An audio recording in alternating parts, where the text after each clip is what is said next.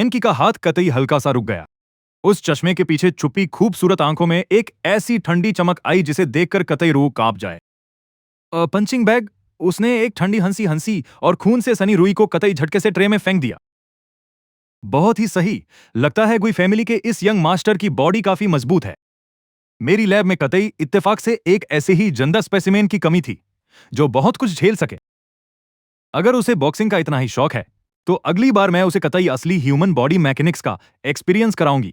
ये शब्द सुनने में कतई डरावने थे। ये सुनकर मेरी रीढ़ की हड्डी में कतई एक सिहरन दौड़ गई और मैंने मन ही मन उस बंदे के लिए दुआ मांगी। ओ अनजान बड़े भाई, मैं तुम्हारे लिए कतई दिल से मोमबत्ती जलाता हूं। बड़े भाई, तुम्हारी आगे की यात्रा कतई मंगलमय हो। अगर तुम इस दूसरी बहन जैसी जीनियस पागल औरत की नजर में चढ़ गए हो तो समझो तुम्हारा चैप्टर कतई क्लोज है। लियू रुयान अभी भी वहां खामोश खड़ी थी। उसने अपने सीने पर हाथ बांध रखे थे और मेरे शरीर के जख्मों को कतई गौर से देख रही थी। किम हाई सिटी की सबसे पावरफुल औरत होने के नाते उसे बिजनेस वर्ल्ड की चालबाजियों और हाई सोसाइटी के कतई गंदे खेल देखने की आदत थी। पर अपने ही बच्चे के साथ ऐसा बर्ताव, जैसे उसे जान से ही मारना हो, यह कतई रेयर था। ऊपर से अब मैं नाम के लिए ही सही उसका आदमी जो हूं। अबे, कुत्ता भी काटने से पहले मालिक का चेहरा देखता है, यह तो कतई बेसिक है। जी फैमिली सीधा उसके मुंह पर थप्पड़ मार रही है।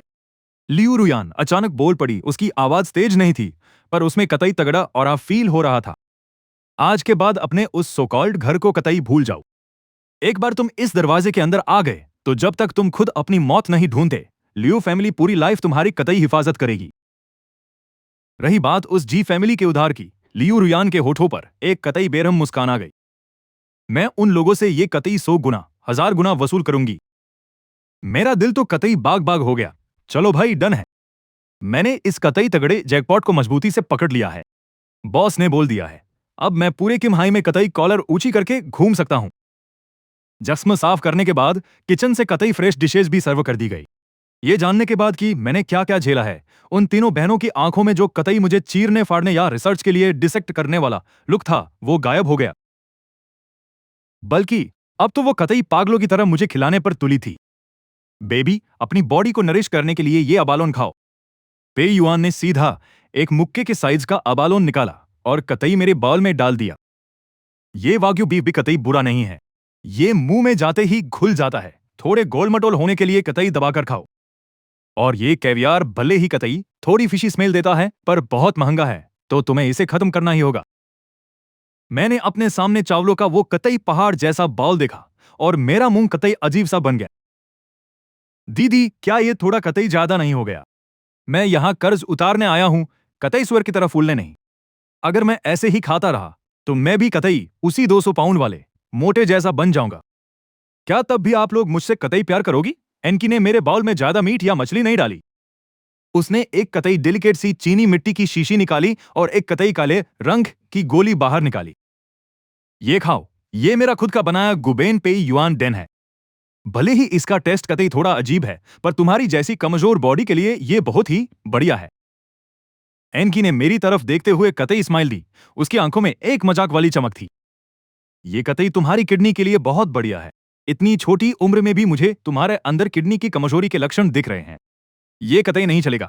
वो मेरे कान के पास झुकी। उसकी सांसें कतई फूलों जैसी कोमल थी और आवाज इतनी धीमी कि सिर्फ हम ही सुन सके। जब तुम बड़े हो जाओगे तो हमें तुम्हारी हेल्प की जरूरत पड़ेगी। अगर तुम अभी से कमजोर हो गए तो कतई बहुत अफसोस होगा। मेरे मुंह में जो अबालोन का टुकड़ा था, मैं उसे कतई बाहर थूकने ही वाला था। दूसरी दीदी, आप ये क्या बोल रही हो? मैं तो अभी सिर्फ 10 साल का हूं। मैंने मन ही मन सोचा, 10? ये कतई डबल मीनिंग बातें कर रही है ना? पक्का ये वही कर रही है। मुझे ऐसा फील हुआ जैसे उन बातों के पहिए कतई मेरे चेहरे के ऊपर से निकल गए हो। मेरा चेहरा कतई शर्म से लाल हो गया और मैंने जल्दी से वो गोली गटक ली। दत्त, तेरे की ये तो कतई बहुत कड़वी है। इतनी कड़वी कि मेरा चेहरा ही बिगड़ गया। मैंने मन ही मन सोचा, भाई कतई जहर है ये तो। एनकी की स्माइल और भी कतई ब्राइट हो गई और उसने हाथ बढ़ाकर मेरा सिर थपथ पाया। कड़वी दवाई ही बीमारी ठीक करती है। अच्छे बच्चे बनो। दवाई लेने से तुम्हारी बॉडी कतई स्ट्रांग हो जाएगी। इस तरह बाद में हम जो भी करेंगे, खांसी मतलब हम तुम्हारा जैसा भी एग्जामिनेशन करेंगे, तुम उसे कतई झेल पाओगे। ये खाना मैंने कतई दर्द और मजे दोनों के साथ खाया। एक तरफ मैं तीन तीन कतई सुंदर हसीनाओं की सर्विस एंजॉय कर रहा था, तो दूसरी तरफ मुझे उनकी उन कतई अजीब बातों और खतरनाक लाड प्यार को भी बर्दाश्त करना पड़ रहा था। डिनर के बाद लिविंग रूम में एक छोटी सी फैमिली मीटिंग रखी गई। टॉपिक सिर्फ एक ही था, इस बच्चे की ओनरशिप का मामला। मुझे लगता है कि इसे मेरे साथ सोना चाहिए। पेई यीवान ने सबसे पहले अपना हाथ उठाया और उसकी दलील कतई सॉलिड थी। मुझे अभी भी एक कडल पिलो की कमी खलती है। वैसे भी मैं इसे गेम्स खिला सकती हूं, मूवीज दिखा सकती हूं और दुनियादारी की समझ दे सकती हूं। सबसे जरूरी बात यह कि मैं बहुत जेंटल हूं, उन लोगों की तरह नहीं जो बात बात पर चाकू उठाने लगते हैं। एनकी, जो अपना स्कैल्पल साफ कर रही थी, ये सुनकर ऊपर देखी और पेई यीवान को कतई टेढ़ी स्माइल दी। जेंटल, पिछली बार कौन था जिसने गेम हारने पर कंट्रोलर फोड़ दिया था और कतई पूरा टीवी उखाड़ने वाली थी? इस तरह का वायलेंस बच्चों को डरा देगा। एनकी ने मेरी तरफ देखा, उसकी नजरें कतई इतनी सॉफ्ट थी कि किसी को भी रोना आ जाए। क्यों ना तुम मेरे साथ रहो? मैं एक डॉक्टर हूं, तो मैं कभी भी तुम्हारी हेल्थ मॉनिटर कर सकती हूं। इसके अलावा मेरे पास बहुत सारी इंटरेस्टिंग चीजें हैं। लिटिल जी को पक्का वो पसंद आएंगी। मैंने कतई पागलों की तरह अपना सिर हिलाया। कतई नहीं, बिल्कुल भी नहीं। मैंने मन ही मन सोचा। यहां तक कि वो आइस कोल्ड सीईओ भी नहीं मान रही थी। लियू रुयान ने मेरे नन्हे हाथ को देखा जो उसके कपड़े पकड़े हुए था, और 3 सेकंड तक खामोश रही। रग पर सोने का तो सवाल ही पैदा नहीं होता। वहां मेरी पर्शियन कैट्स होती है। मेरी आंखों के सामने कतई अंधेरा छा गया जैसे ही मैं हाथ छोड़कर नहाने जाने वाला था। लियू रुयान उठी और सीढ़ियों की तरफ बढ़ने लगी। 2 कदम चलने के बाद वो रुकी और कतई हल्का सा अपना सिर घुमाया। हेडमास्टर इतनी तेजी से भागा कि उसके जूते कतई निकलने ही वाले थे। हाफते हुए वो कार के पास पहुंचा। उसने अपने हाथ फैलाकर पेई यीवान का रास्ता रोका, जैसे किसी कतई कीमती खजाने को बचा रहा हो। गलतफहमी? ये सब बस एक कतई छोटी सी गलतफहमी है। डीन ऑफ एजुकेशन ने कतई जबरदस्ती वाली मुस्कान अपने चेहरे पर चिपका ली। बिल्कुल सही, मिस पेई। बच्चों का आपस में खेलना कूदना तो कतई नॉर्मल है। बस वो लोग खेल खेल में कतई थोड़ा भाग गए थे। खेलना? पेई यीवान, जो अपना चश्मा घुमा रही थी, कतई अचानक रुक गई। उसने धीरे से अपना सिर घुमाया और कतई ऊपर से नीचे तक डीन को घूरा। इसे तुम खेलना कहते हो? पेई यीवान ने अपने पीछे खड़े मेरी तरफ कतई उंगली से इशारा किया। मैं कतई 2 मीटर दूर बड़ी दयनीय हालत में खड़ा था। मेरी सफेद शर्ट पर लगा खून कतई गहरा लाल हो चुका था। पैंट के पीछे वाला बड़ा छेद हवा में लहरा रहा था, जिससे मेरा कार्टून भालू वाला अंडरवियर साफ दिख रहा था, और हाथ का वो नीला निशान कतई अभी डेस्क के कोने से टकराने की वजह से था। फिर तो चलो मैं भी तुम्हारे साथ थोड़ा कतई खेल लेती हूं। पेई यीवान कतई अचानक एक कदम आगे बढ़ी, जिससे डीन डर के मारे 3 कदम पीछे हो गया। ये तुम्हारी पैंट उतारकर तुम्हें कुर्सी से कतई चिपका देगा, फिर तुम्हारे हाथ पर कट लगाकर खून बहने देगा। उसके बाद ये बोलेगा कि ये सब तो कतई हमारा बॉन्ड मजबूत करने के लिए था। क्या तुम्हें खुशी होगी? डीन का चेहरा कतई हरा पड़ गया और वो बिना एक शब्द बोले हकलाने लगा। मिस पेई, ये वैसी बात नहीं है। कैसे वैसी बात नहीं है? पेई युआन ने कतई बिना रुके उस पर दबाव बनाना जारी रखा। क्या इसलिए क्योंकि उसके बाप की कोयले की खान है, या तुम्हें लगता है कि मेरा छोटा भाई कतई सॉफ्ट टारगेट है? हेडमास्टर इतनी तेजी से भागा कि उसके जूते कतई निकलने ही वाले थे। हाफते हुए वो कार के पास पहुंचा। उसने अपने हाथ फैलाकर पेई यीवान का रास्ता रोका, जैसे किसी कतई कीमती खजाने को बचा रहा हो। गलतफहमी? ये सब बस एक कतई छोटी सी गलतफहमी है। डीन ऑफ एजुकेशन ने कतई जबरदस्ती वाली मुस्कान अपने चेहरे पर चिपका ली। बिल्कुल सही, मिस पेई। बच्चों का आपस में खेलना कूदना तो कतई नॉर्मल है। बस वो लोग खेल खेल में कतई थोड़ा बहक गए थे। खेलना? पेई यीवान, जो अपना चश्मा घुमा रही थी, कतई अचानक रुक गई। उसने धीरे से अपना सिर घुमाया और कतई ऊपर से नीचे तक डीन को घूरा। इसे तुम खेलना कहते हो? पेई यीवान ने अपने पीछे खड़े मेरी तरफ कतई उंगली से इशारा किया। मैं कतई 2 मीटर दूर बड़ी दयनीय हालत में खड़ा था। मेरी सफेद शर्ट पर लगा खून कतई गहरा लाल हो चुका था। पैंट के पीछे वाला बड़ा छेद हवा में लहरा रहा था, जिससे मेरा कार्टून भालू वाला अंडरवियर साफ दिख रहा था, और हाथ का वो नीला निशान कतई अभी डेस्क के कोने से टकराने की वजह से था। फिर तो चलो मैं भी तुम्हारे साथ थोड़ा कतई खेल लेती हूं। पेई यीवान कतई अचानक एक कदम आगे बढ़ी, जिससे डीन डर के मारे 3 कदम पीछे हो गया। ये तुम्हारी पैंट उतारकर तुम्हें कुर्सी से कतई चिपका देगा, फिर तुम्हारे हाथ पर कट लगाकर खून बहने देगा। उसके बाद ये बोलेगा कि ये सब तो कतई हमारा बॉन्ड मजबूत करने के लिए था। क्या तुम्हें खुशी होगी? डीन का चेहरा कतई हरा पड़ गया और वो बिना एक शब्द बोले हकलाने लगा। मिस पेई, मिस पेई, ये वैसी बात नहीं है। कैसे वैसी बात नहीं है? पे युआन ने कतई बिना रुके उस पर दबाव बनाना जारी रखा।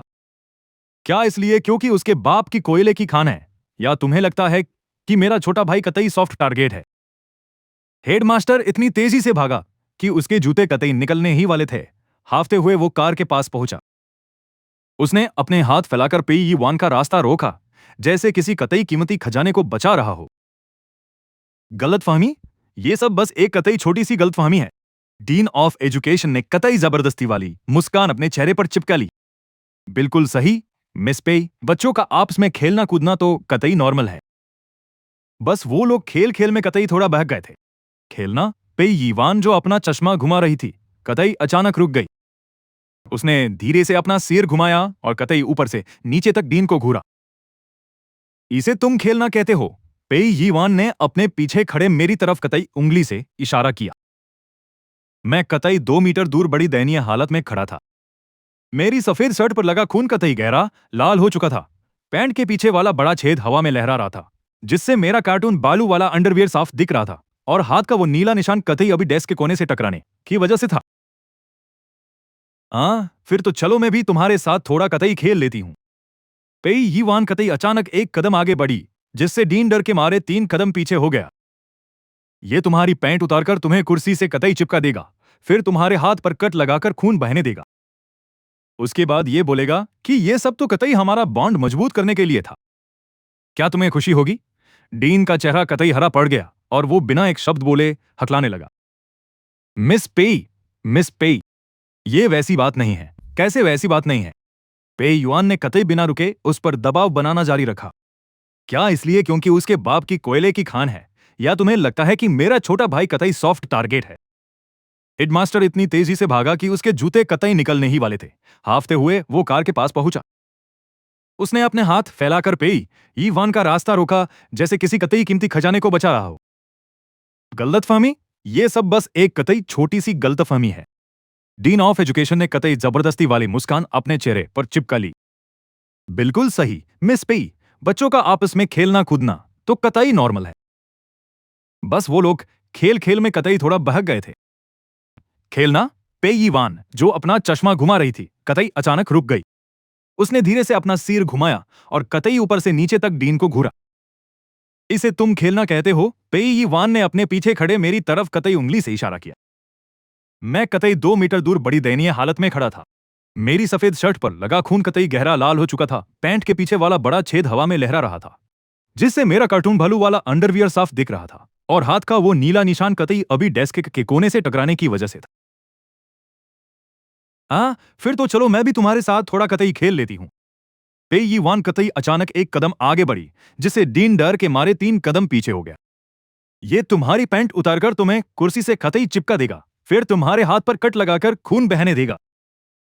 उसके बाद ये बोलेगा कि ये सब तो कतई हमारा बॉन्ड मजबूत करने के लिए था। क्या तुम्हें खुशी होगी? डीन का चेहरा कतई हरा पड़ गया और वो बिना एक शब्द बोले हकलाने लगा। मिस पेई, मिस पेई, ये वैसी बात नहीं है। कैसे वैसी बात नहीं है? पेई युआन ने कतई बिना रुके उस पर दबाव बनाना जारी रखा। क्या इसलिए क्योंकि उसके बाप की कोयले की खान है, या तुम्हें लगता है कि मेरा छोटा भाई कतई सॉफ्ट टारगेट है? हेडमास्टर इतनी तेजी से भागा कि उसके जूते कतई निकलने ही वाले थे। हाफते हुए वो कार के पास पहुंचा। उसने अपने हाथ फैलाकर पेई यीवान का रास्ता रोका, जैसे किसी कतई कीमती खजाने को बचा रहा हो। गलतफहमी? ये सब बस एक कतई छोटी सी गलतफहमी है। डीन ऑफ एजुकेशन ने कतई जबरदस्ती वाली मुस्कान अपने चेहरे पर चिपका ली। बिल्कुल सही, मिस पेई, बच्चों का आपस में खेलना कूदना तो कतई नॉर्मल है। बस वो लोग खेल खेल में कतई थोड़ा बहक गए थे।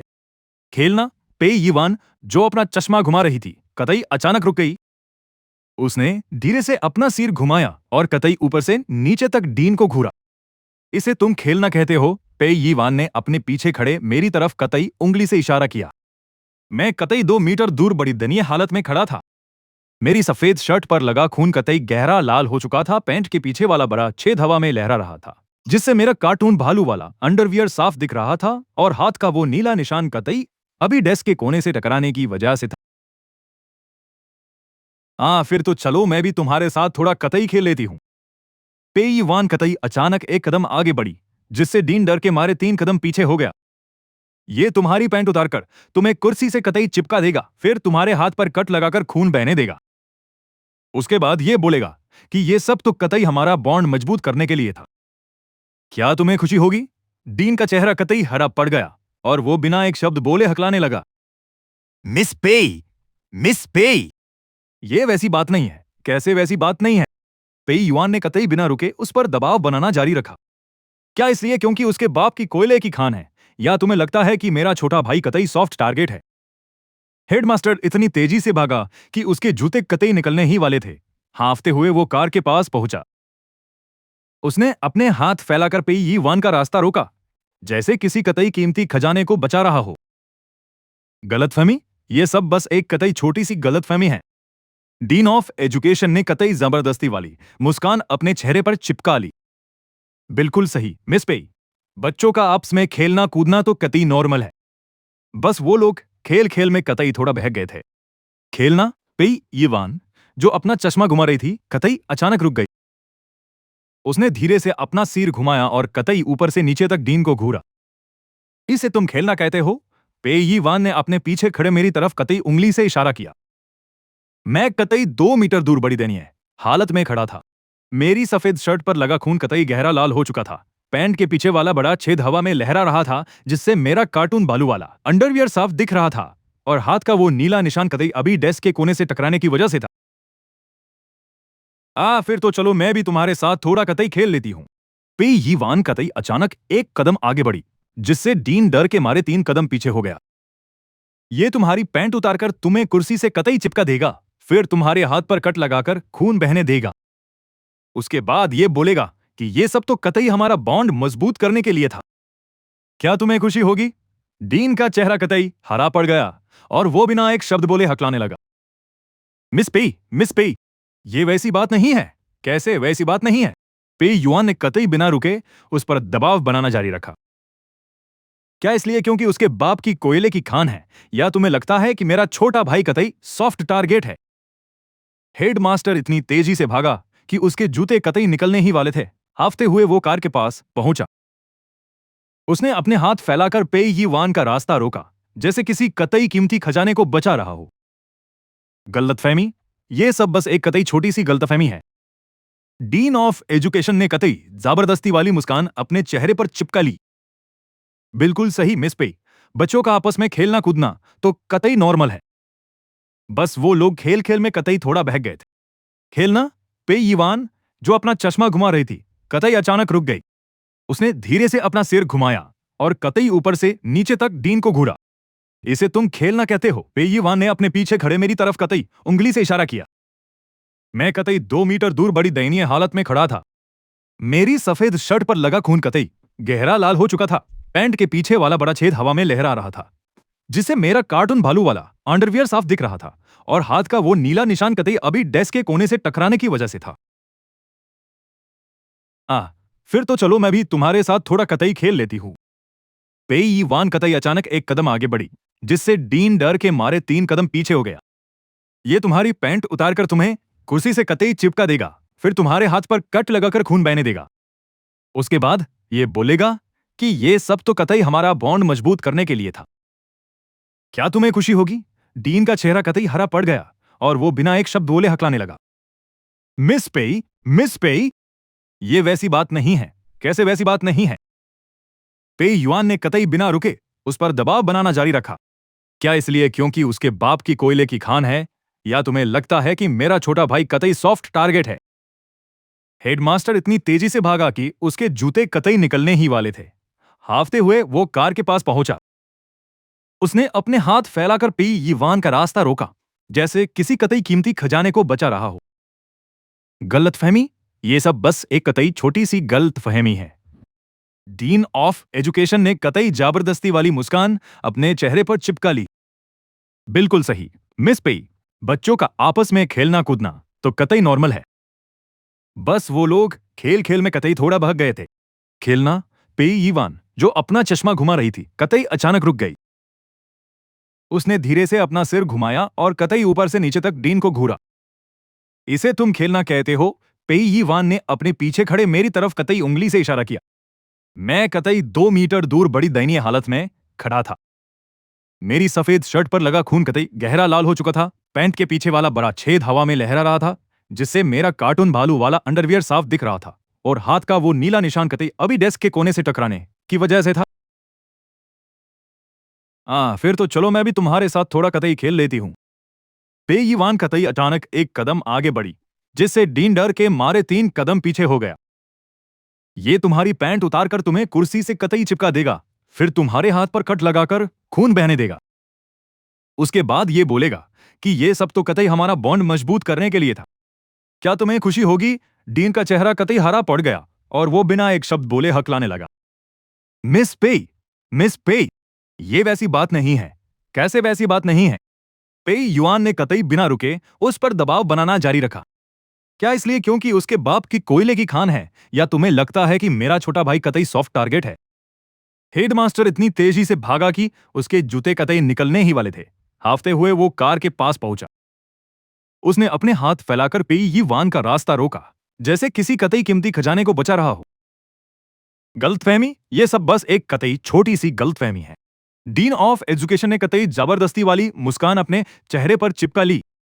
बिल्कुल सही, मिस पेई। बच्चों का आपस में खेलना कूदना तो कतई नॉर्मल है। बस वो लोग खेल खेल में कतई थोड़ा बहक गए थे। खेलना? पेई यी वान, जो अपना चश्मा घुमा रही थी, कतई अचानक रुक गई। उसने धीरे से अपना सिर घुमाया और कतई ऊपर से नीचे तक डीन को घूरा। इसे तुम खेलना कहते हो? पेई यी वान ने अपने पीछे खड़े मेरी तरफ कतई उंगली से इशारा किया। मैं कतई 2 मीटर दूर बड़ी दयनीय हालत में खड़ा था।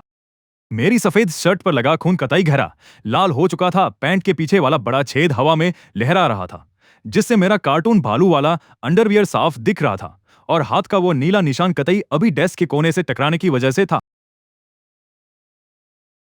फिर तो चलो मैं भी तुम्हारे साथ थोड़ा कतई खेल लेती हूं। पेई यी वान कतई अचानक एक कदम आगे बढ़ी, जिससे डीन डर के मारे 3 कदम पीछे हो गया। ये तुम्हारी पैंट उतारकर तुम्हें कुर्सी से कतई चिपका देगा, फिर तुम्हारे हाथ पर कट लगाकर खून बहने देगा। उसके बाद ये बोलेगा कि ये सब तो कतई हमारा बॉन्ड मजबूत करने के लिए था। क्या तुम्हें खुशी होगी? डीन का चेहरा कतई हरा पड़ गया और वो बिना एक शब्द बोले हकलाने लगा। मिस पेई, मिस पेई, ये वैसी बात नहीं है। कैसे वैसी बात नहीं है? पेई युआन ने कतई बिना रुके उस पर दबाव बनाना जारी रखा। क्या इसलिए क्योंकि उसके बाप की कोयले की खान है, या तुम्हें लगता है कि मेरा छोटा भाई कतई सॉफ्ट टारगेट है? नहीं नहीं, बाद में वो किसी से बोलकर ये सब तुम्हारे लिए चेंज करवा देंगी। हम इसे थोड़ा बच्चों वाला लुक देंगे। और हाँ, ये ग्लो इन द डार्क होना चाहिए।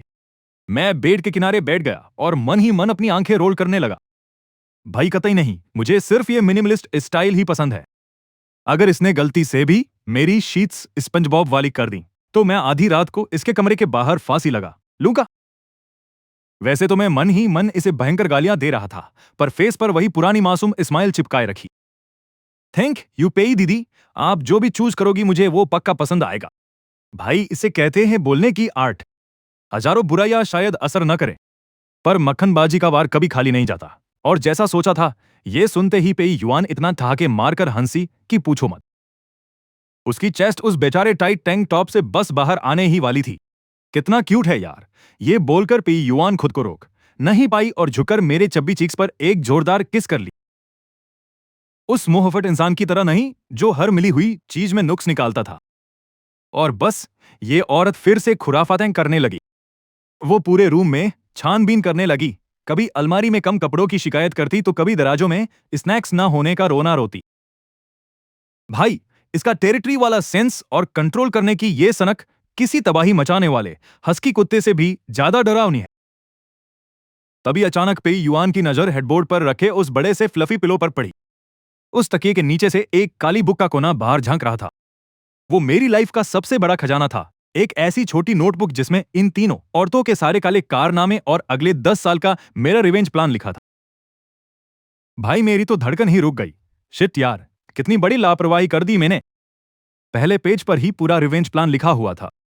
उसे घर पर हर रोज मेरे लिए क्रॉफिश छीलनी पड़ेगी, और अगर उसने फिनिश नहीं किया तो उसे खाना भी नसीब नहीं होगा।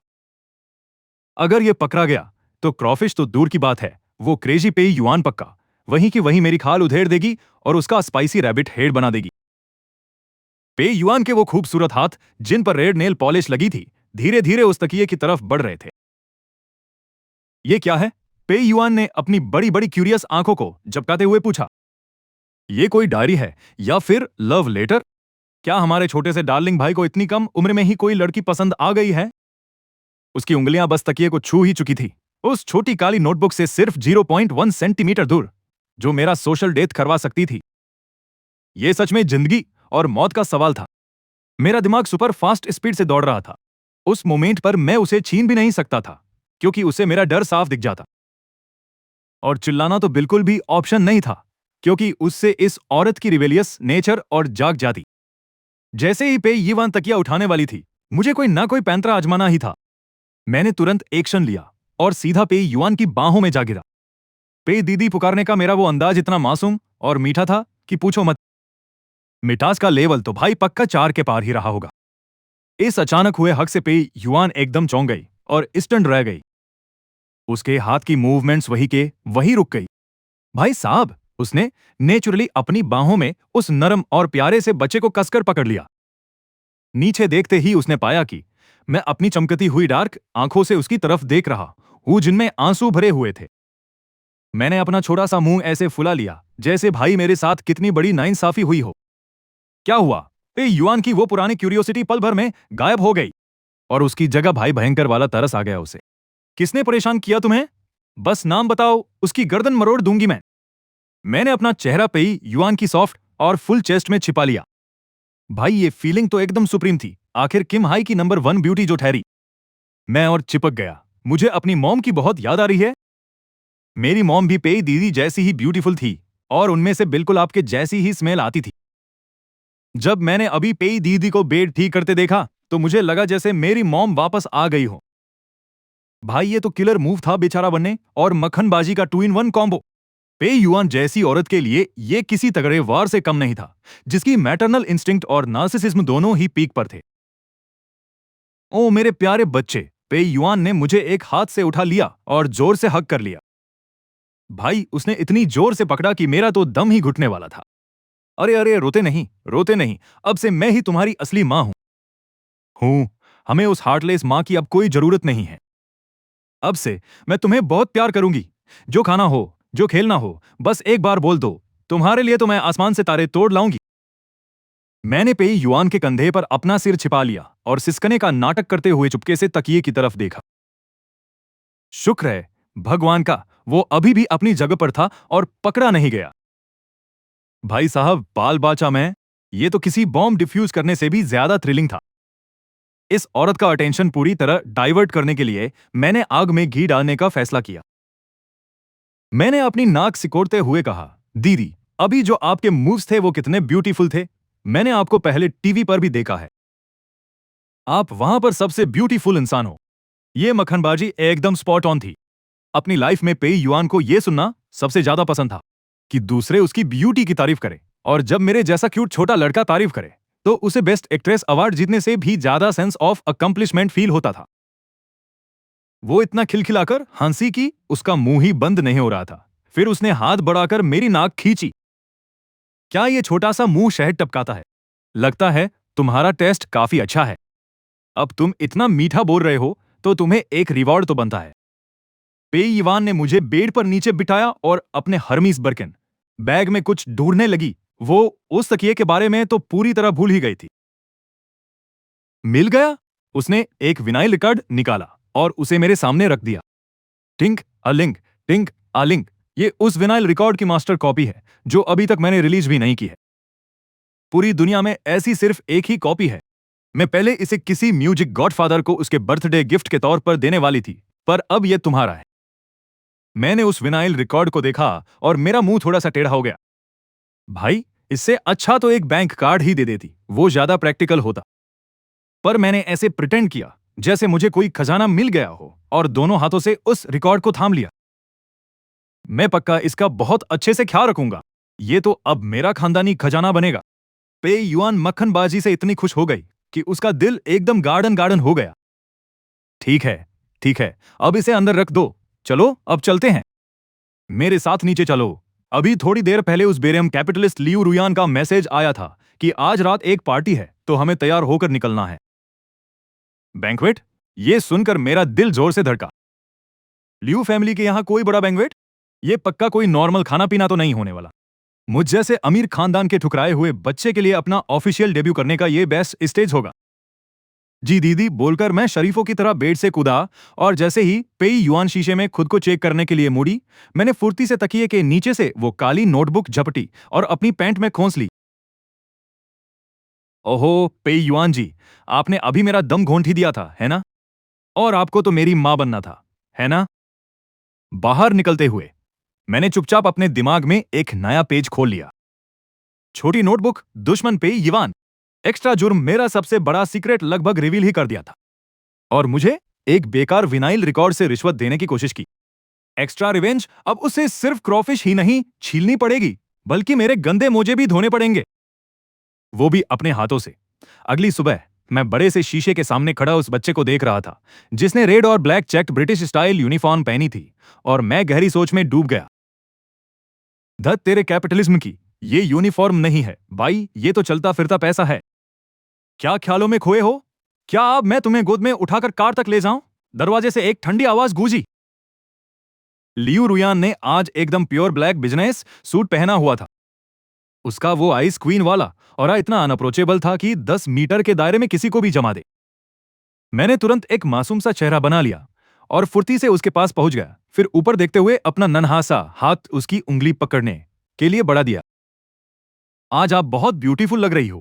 ये आउटफिट आपके ऑरा को एकदम परफेक्टली हाईलाइट कर रहा है, जैसे आसमान से कोई परी उतर आई हो। लियू रुयान ने मेरे इस चापलूसी भरे नन्हे मुंह की तरफ देखा और उसके होठ हल्के से फड़के जैसे वो अपनी हंसी दबा रही हो। उसने अपना हाथ पीछे नहीं खींचा, बल्कि मेरे उस गोल मटोल नन्हे हाथ को मजबूती से पकड़ लिया। ये फीलिंग अच्छी है, अब ये मक्खनबाजी बंद करो। लियू रुयान मुझे लेकर बाहर की तरफ चल पड़ी। कार बाहर वेट कर रही है। याद रखना, स्कूल में कोई पंगा मत करना, पर किसी को खुद पर दादागिरी भी मत करने देना। अगर मैंने सुना कि तुम स्कूल में रोए हो, तो मैं तुम्हें वापस उस कंगाल जय फैमिली के पास भेज दूंगी। ये सुनते ही मैंने अपना सिर किसी खिलौने की तरह जोर जोर से हिलाया। नहीं नहीं, क्या मजाक कर रही हो? अगर मैं दूसरों को न सताऊं तो वही चमत्कार होगा। किसकी हिम्मत जो मुझे बुली करे? ये यंग मास्टर अपनी मैक्स लेवल इंटेलिजेंस के साथ बिगिनर विलेज में तबाही मचाने जा रहा है, समझे? बाहर एक लंबी रोल्स रॉयस फैंटम खड़ी थी। ड्राइवर चेन ने पहले ही बड़े अदब से कार का दरवाजा खोल रखा था। मैं पीछे की सीट पर चढ़ गया और उस इतनी बड़ी जगह में, जहां मैं मजे से लोटपोट कर सकता था, एक कंफर्टेबल पोजीशन ढूंढकर बैठ गया। लियू रुयान मेरे सामने बैठी थी, हाथ में फ्रेश अमेरिकानो का कप थामे, उसकी नजरें अपनी गोद में रखे डॉक्यूमेंट्स पर जमी हुई थी। उसने एक बार मेरी तरफ मुड़कर देखा तक नहीं। मेरी आंखें यहां वहां घूमने लगी और मैंने उस भारी सन्नाटे को तोड़ने का फैसला किया। दीदी, मैंने सुना है कि सेंट एलिस्टेयरस्टन स्कूल में सिर्फ कतई अमीर खानदानों के बच्चे ही पढ़ते हैं। अगर मैं उनके साथ जेल अप नहीं कर पाया तो क्या होगा? लियू रुयान ने बिना ऊपर देखे अपने डॉक्यूमेंट का एक पेज पलटा। तो उन्हें तुम्हारे साथ खेलने दो। किन हाई में ऐसी कोई जगह नहीं है जिसे लियू फैमिली हैंडल ना कर सके। भाई एकदम डोमिनेटिंग, ये होता है एक टॉप कांग्लोमरेट का कॉन्फिडेंस। भाई मुझे तो प्यार हो गया है, कतई लट्टू हो गया हूं मैं। लेकिन अगले ही पल लियू रुयान की बातों ने सडले यू टर्न ले लिया। तभी उसने आखिरकार ऊपर देखा और उसकी वो बर्फीली नजरें सीधा मेरी आंखों में गड़ गई।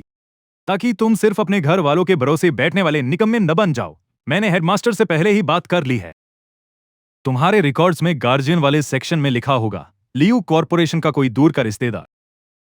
इसका मतलब है कि इस स्कूल में किसी को पता नहीं चलेगा कि तुम लियू मैशन से आए हो, और किसी को यह भी नहीं पता होगा कि मैं तुम्हारी बहन हूं। तुम बस एक नॉर्मल ट्रांसफर स्टूडेंट हो। भाई मुझे पता था ऐसा ही कुछ होगा। ये औरत इतनी भली कैसे हो सकती है? क्या किसी पावर फतासी कहानी के हीरो को शुरू से ही अपनी आइडेंटिटी रिवील करके टशन नहीं दिखाना चाहिए? इसने तो सीधे सीधे मेरे आधे चीट कोर्स ही डिसेबल कर दिए। मेरे चेहरे की स्माइल वहीं फ्रीज हो गई और मेरा मुंह अपने आप फड़कने लगा। दीदी, क्या ये कुछ ज्यादा ही हम्बल नहीं हो गया? अगर उन रईसजादों ने मुझे नीचा दिखाया और मेरा बॉयकॉट कर दिया तो? लियू रुयान ने अपना कॉफी कप नीचे रखा और थोड़ी आगे की तरफ झुकी। उसने अपनी पतली इंडेक्स फिंगर बढ़ाई और बड़े प्यार से मेरी ठुड्डी ऊपर उठाई। अगर ऐसा होता है तो इससे बस ये साबित होगा कि तुम एकदम यूजलेस हो। लियू फैमिली कचरा नहीं पालती। ये घूरना बंद करो, बच्चे को मत डराओ। लियू रुयान की आवाज अब भी ठंडी थी, पर उसमें साफ वार्निंग झलक रही थी, जैसे उसने मेरे दिल की पुकार सुन ली हो। लियू रुयान। वो हल्की सी साइड हुई और धीरे से एनके का रास्ता ब्लॉक कर दिया। ये घूरने वाला स्टाइल बंद करो, बच्चे को मत डराओ। लियू रुयान की आवाज अब भी ठंडी थी, पर उसमें हल्की सी वार्निंग थी। फट्टू कही के एन की धीरे से हंसी और उसने अपना स्कैल्पल वापस रख लिया। वो पास आई, उसकी हाई हिल्स फर्श पर खटक रही थी और उसने मेरी ठुड्डी ऊपर उठाई। उसकी उंगलियां एकदम बर्फीली थी और उनमें से डिसइंफेक्टेंट की स्मेल आ रही थी। इतने डरपोक हो फिर भी स्कूल में पंगा लेने की हिम्मत कर ली। इतने फट्टू हो फिर भी उस 300 पाउंड के मोटे को गुस्से से बेहोश कर दिया। बच्चे, मैंने वो वीडियो देख लिया है जो पे युआन ने पोस्ट किया था। एन की मेरे कान के पास झुकी और उसकी सांसें मेरे कान को छूने लगी। नॉट बैड परफॉर्मेंस, नन्हे ग्रीन टी। भाई, मेरी पूरी बॉडी एक पल में फ्रीज हो गई। धत तेरे की, क्या इस औरत के पास माइंड रीडिंग पावर्स हैं क्या? या फिर मेरी एक्टिंग कुछ ज्यादा ही ओवर द टॉप हो गई थी? जो भी हो, जब तक मैं फट्टू बनने का नाटक करूंगा कोई मुझे पकड़ नहीं पाएगा। मैंने झटके से अपना चेहरा छिपा लिया और लियू रुयान की गर्दन को कसकर पकड़ लिया और कसर पूरी करने के लिए थोड़ा कांपने भी लगा। तभी ब्रेक्स की एक जोरदार चीख ने विला की शांति को भंग कर दिया। मैंने देखा कि एक पीली मैबैक बड़े टशन में गेट की तरफ आ रही थी और वो लगभग लियू रुयान की रोल्स रॉयस से भिड़ने ही वाली थी। कोई स्पेशल ट्रीटमेंट देने की जरूरत नहीं है, बस इसके साथ एक नॉर्मल स्टूडेंट की तरह बिहेव करना। हेडमास्टर पागलों की तरह सिर हिलाने लगा। उसकी कमर तो भाई पूरे 90 डिग्री के एंगल पर झुकी हुई थी। जी जी बिल्कुल सीईओ लियू, आप इसके बारे में एकदम बेफिक्र रहिए। हम डिसिप्लिन के मामले में पूरी सख्ती रखेंगे। बढ़िया है। लियू रुजियान मेरी तरफ मुड़ी। उसकी आंखों में उम्मीद की एक ऐसी हल्की सी झलक थी जो शायद ही किसी को दिखे। चलो अब जाओ और देखो, मेरी नाक मत कटवा देना। मैंने वो भारी भरकम स्कूल बैग अपने कंधे पर टांगा, एक गहरी सांस ली, कार का दरवाजा खोला और बाहर कूद गया। चलो ठीक है, ट्रांसफर स्टूडेंट ही सही, क्या ही फर्क पड़ता है। अगर तुम्हें ये भेष बदलने वाला गेम खेलना है तो भाई मैं भी इसके पूरे मजे लूंगा। ये कमजोर बनकर शिकार फंसाने का जो नाटक है ना, इसमें तो मैं कतई प्रोफेशनल हूं। मैं कार के दरवाजे के पास खड़ा होकर लियू रुजियान को अपना नन्हा सा हाथ हिलाकर बाय बोलने लगा और मेरे चेहरे पर वो एकदम मासूम वाली स्माइल थी। दीदी गुड बाय, मैं स्कूल जा रहा हूं। लियू रुयान ने बस हल्का सा सिर हिलाकर रिस्पॉन्स दिया। जैसे ही कार की टेलाइट्स आंखों से ओझल हुई, मेरे चेहरे की वो स्माइल भी पल भर में गायब हो गई।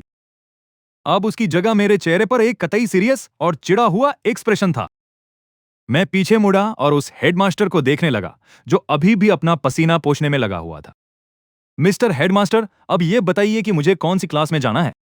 हेडमास्टर एक पल के लिए ठिठका और सीईओ लियू की दी हुई इंस्ट्रक्शंस को याद करने लगा। वही सबकी दूर का रिश्तेदार है, ट्रांसफर स्टूडेंट है और कोई स्पेशल खातिरदारी दिखाने की जरूरत नहीं है। उसके चेहरे की वो स्माइल तुरंत उड़ गई। वो एकदम सीरियस हो गया और कायदे कानून की बातें करने लगा। अच्छा, तो स्टूडेंट जी हो तुम, फर्स्ट ग्रेड में जाओ, फर्स्ट ग्रेड में। तुम खुद अंदर जा सकते हो। इतना कहकर हेडमास्टर ने हाथ पीछे बांधे, पलटा और बिना पीछे मुड़े सीधा चल दिया। मुझे एस्कॉर्ट करने की बात तो दूर की है। भाई, एटीट्यूड में ये बदलाव तो किसी गिरगिट के रंग बदलने से भी तेज था। मैंने मुंह बनाया और स्कूल बैग अपने कंधे पर लटका लिया। चलो ठीक है, पहला मुर्दा रिकॉर्ड हो चुका है। मिस्टर हेडमास्टर है ना, बस तुम वेट करो। First grade, first grade. मैं अभी दरवाजे पर ही खड़ा था कि अंदर से मछली बाजार जैसी शोर शराबे की आवाजें आने लगी। ये चांदी की चम्मच लेकर पैदा हुए बच्चे अपनी डेली एक्टिविटी में बिजी थे, जिसे ये सोशलाइजिंग कहते हैं, पर असल में ये बस शो ऑफ कर रहे थे। मैंने दरवाजे से एक नजर अंदर डाली। बच्चे मतलब कतई छोटे छोटे टॉडलर्स अभी से ही बड़ी बड़ी फेंकने वाली बातें कर रहे थे। देखो तो कैसे शो ऑफ कर रहे हैं, केकड़े पकड़ने के लिए आइलैंड्स खरीद रहे हैं। भाई, स्पेस में बंदर पकड़ने के लिए रॉकेट ही क्यों नहीं खरीद लेते? मैंने दरवाजा धकेला और अंदर घुस गया।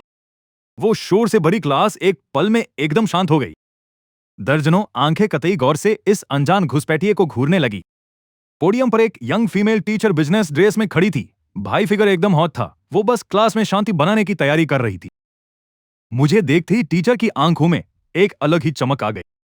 कितना प्यारा बच्चा है, ये चेहरा, ये स्किन तो लोगों को बेटे पैदा करने के लिए उकसाने का बेस्ट एडवर्टाइजमेंट है।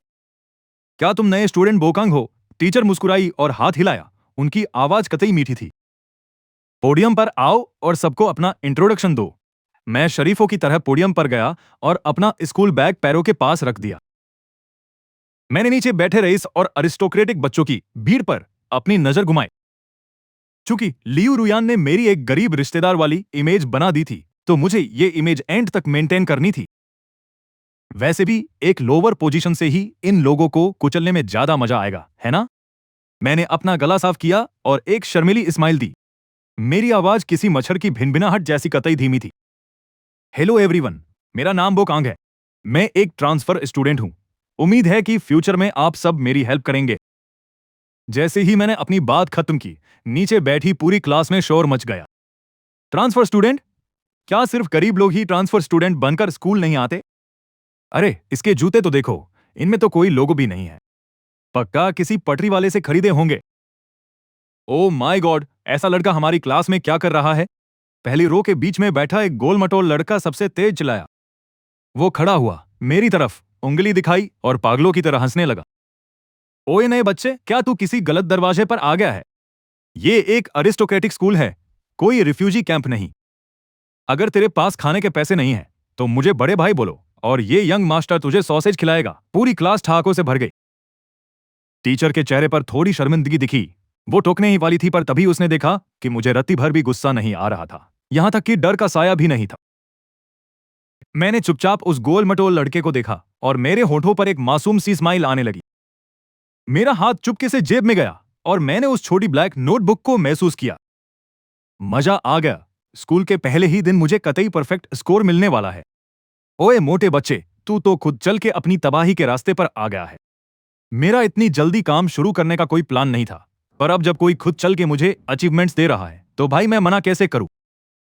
मैं उसे थोड़ा और झेला देना चाहता हूं, इसलिए सिर टेढ़ा करके उसे घूरने लगा। तुम्हारी बातें सुनकर तो लग रहा है तुम कतई रईस हो। तो भाई, मुझे किसी मिशेलिन स्टार रेस्टोरेंट में दावत पर क्यों नहीं ले जाते? क्या तुम्हारी पॉकेट मनी सिर्फ एक सॉसेज खरीदने लायक ही है? बड़े अफसोस की बात है यार। और हां, यहां एक बहुत गंदी स्मेल भी आ रही है। लगता है ये तुम्हारे मुंह से ही आ रही है। क्या तुम्हें इतनी भूख लगी थी कि तुम्हें स्ट्रॉबेरीज खाने के लिए वॉशरूम जाना पड़ा? सबको यकीन ही नहीं हो रहा था कि मुझ जैसे मासूम और प्यारे दिखने वाले बच्चे की जुबान इतनी कतई जहरीली हो सकती है। उस गोल मटोल लड़के का चेहरा गुस्से से एकदम लाल हो गया। क्या बोला तूने? तेरी हिम्मत कैसे हुई मुझसे ऐसे बात करने की? उसने डेस्क से एक इरेजर उठाया और पूरी जान लगाकर मेरी तरफ फेंका। बाहर में जाओ ए गरीब भिखारी। मैं वहां से हिला तक नहीं, क्योंकि मैंने क्लास के दरवाजे पर उस हेडमास्टर को देखा जो अभी किसी वीआईपी के साथ वहां से गुजर रहा था। अगर अभी ये मुझे लग जाए और फिर मैं कतई ड्रामेबाजी के साथ जमीन पर गिरकर दो चार आंसू बहा दूं, भाई क्या सीन होगा? चलो आ जाओ रेजवर बाबू, अपना काम दिखाओ। ये तुम्हारी लाइफ का सबसे शानदार मोमेंट होने वाला है। अगर निशाना चूक गया ना, तो मैं तुम्हें और भी ज्यादा हेट करूंगा। वो इरेजर हवा में एक टेढ़ा मेढ़ा सा रास्ता बनाते हुए आगे बढ़ा। उसका टारगेट सीधा मेरा कतई कीमती सिर था। मेरी अभी की एबिलिटीज के हिसाब से इरेजर तो छोड़ो, अगर कोई बुलेट भी होती, चलो बुलेट तो शायद नहीं, पर इस कतई स्लो चीज को तो मैं आंखें बंद करके भी दो उंगलियों से पकड़ सकता था, पर मैं हिला तक नहीं, क्योंकि मैंने अपनी आंख के कोने से देखा कि खिड़की के बाहर वही गंजा हेडमास्टर किसी सूट बूट वाले अंकल के साथ वहां से गुजर रहा था। उस मिडिल एज्ड आदमी की अकड़ वाली चाल से लग रहा था कि वो या तो बोर्ड मेंबर है या एजुकेशन ब्यूरो का कोई बड़ा ऑफिसर। भाई, ऊपर वाले ने सुन ली। मैं फालतू में परेशान हो रहा था कि इन बदतमीज बच्चों को सबक सिखाने का बहाना कैसे ढूंढूं, पर ये तो खुद चलकर बलि चढ़ने आ गए। ओए मोटे बच्चे, तेरा ये थ्रो तेरे बाप को अपनी आधी जायदाद से हाथ धुलवा सकता है।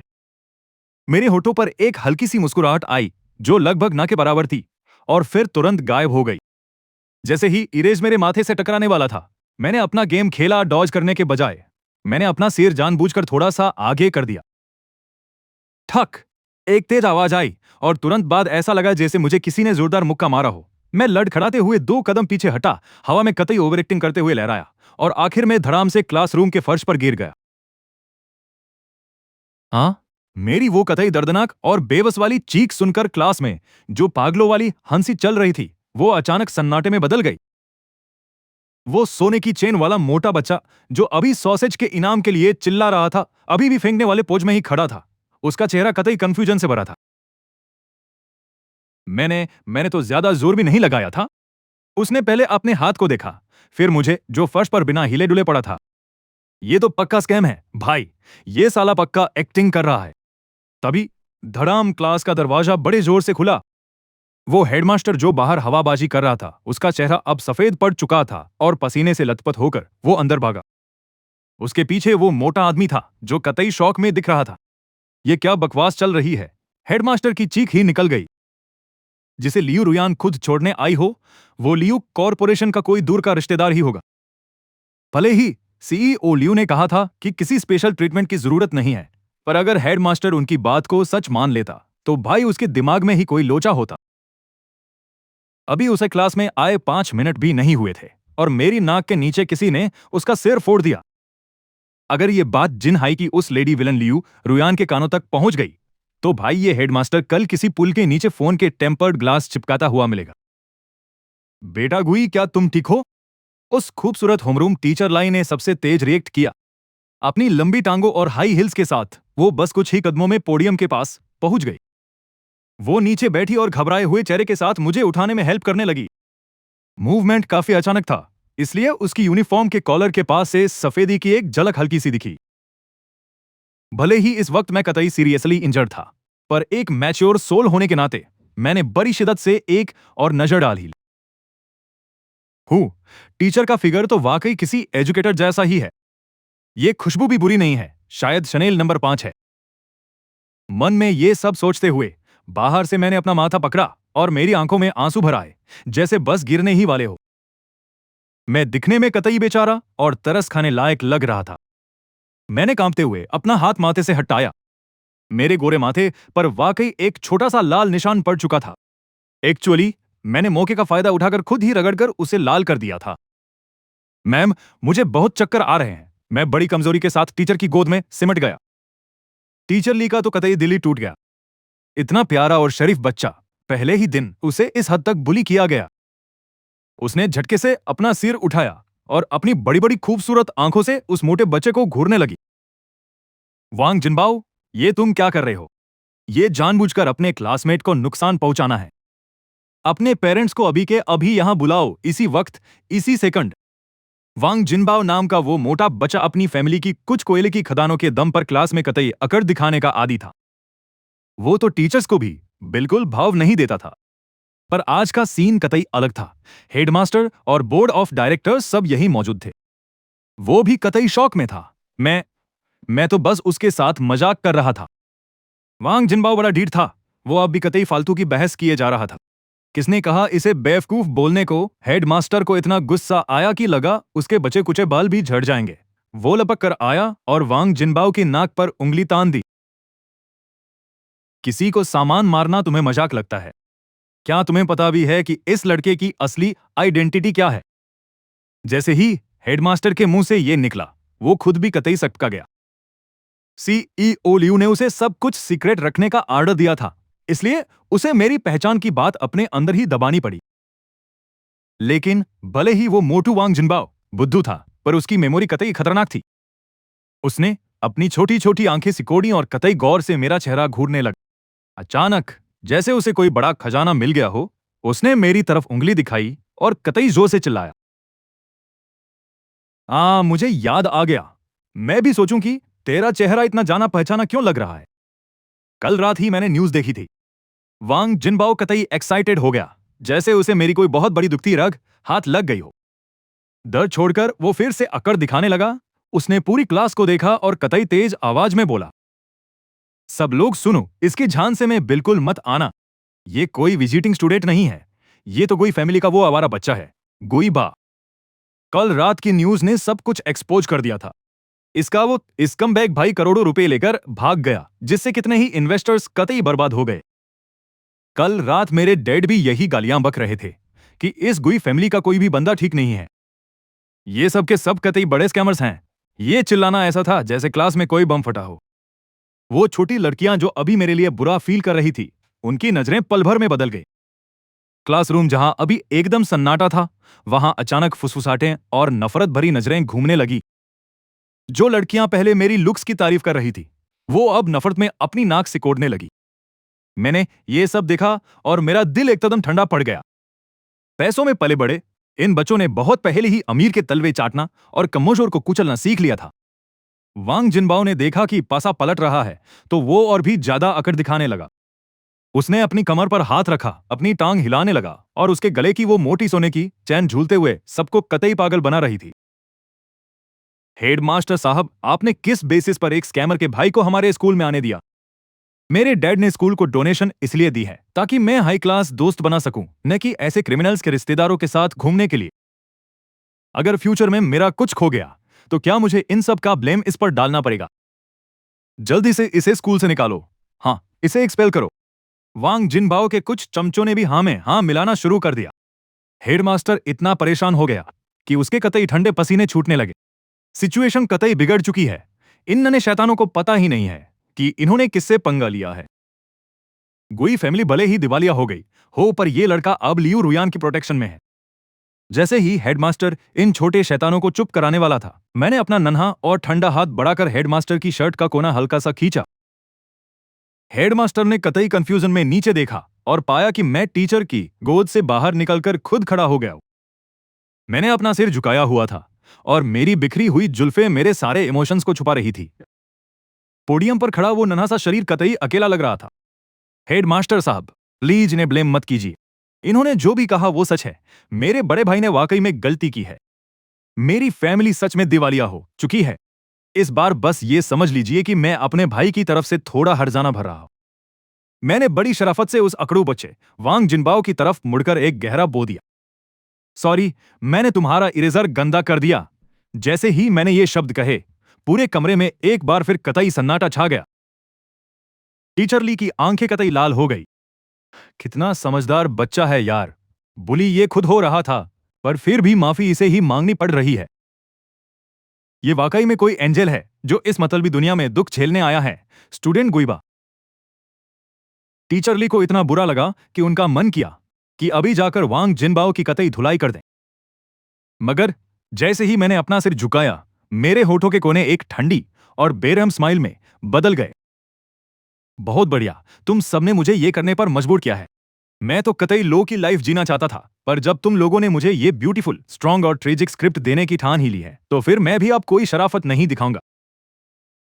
तुम्हें जितना ऊपर उठाऊंगा, गिरने पर उतना ही ज्यादा दर्द होगा। वांग जिनबाओ, है ना? फैमिली की कोयले की खदानें हैं, राइट? मैंने चुपके से अपनी जेब में हाथ डाला, उस छोटी ब्लैक नोटबुक को महसूस किया और अपने अंगूठे से बड़ी सफाई से एक नया पेज पलटा। वांग जिनबाओ, है ना? घर वालों की कोयले की खाने हैं, क्यों? मैंने सीक्रेटली अपनी पॉकेट में हाथ डाला, उस छोटी सी काली नोटबुक को छुआ और अपने अंगूठे से कतई प्रो तरीके से एक नया पेज खोला। टारगेट वांग जिनबाओ और उसकी फैमिली के सारे बिजनेस। क्राइम, इस यंग मास्टर की पब्लिकली बेइज्जती करना, पर्सनल असॉल्ट का शक और कतई बदसूरत होना, जिससे मेरी आंखों में कचरा भर गया।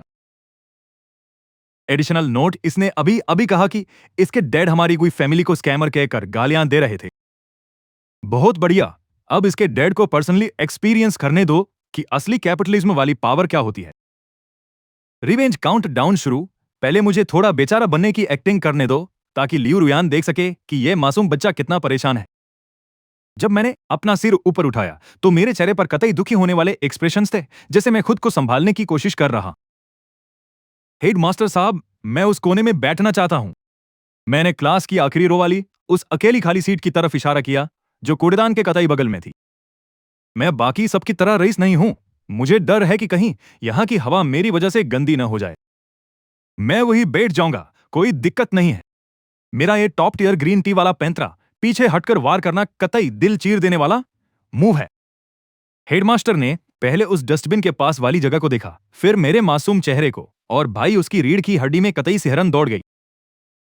इस बच्चे का दिमाग तो देखो। अगर सीईओ लियू को पता चला कि उनके भाई को इस कूड़ेदान के पास बैठने पर मजबूर किया गया है, इससे पहले कि हेडमास्टर मना कर पाते, मैंने अपना बैग उठाया और चुपचाप क्लास के उस कोने की तरफ चल दिया। मेरे कदम बहुत धीरे थे और पीछे से मेरा वो जाता हुआ फिगर कतई अकेला और उदास लग रहा था।